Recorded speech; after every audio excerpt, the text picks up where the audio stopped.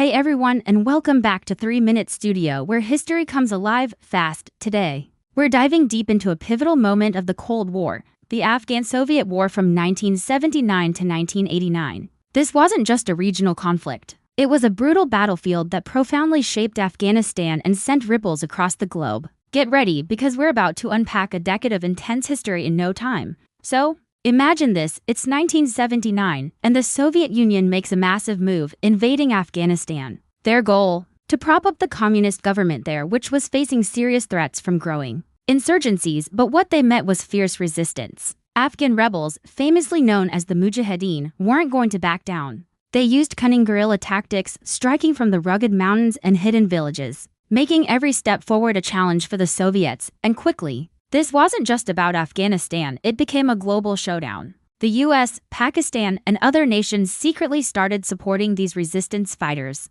turning it into a classic Cold War proxy battle. Now, you'd think modern Soviet tanks and their mighty air power would dominate, right? But the Mujahideen were incredibly resourceful. They launched ambushes, set clever traps, and crucially, they got their hands on Stinger missiles from the US. These were game changers, used with devastating effect against Soviet helicopters and jets. The cost of this war, though, was immense for Afghanistan. Millions of people were displaced from their homes, cities were reduced to rubble, and tragically, thousands upon thousands of civilians lost their lives. The landscape was scarred, and so were its people. As the mid-1980s rolled around, it became crystal clear that this war was draining the Soviet Union's resources and crushing their morale. Afghanistan earned a new, somber nickname, the Soviet Union's Vietnam. It was a quagmire. A situation they just couldn't escape. Repeated massive offensives failed to decisively defeat the resilient guerrilla fighters. The war settled into a costly, draining stalemate with no end in sight for the Soviets. Finally,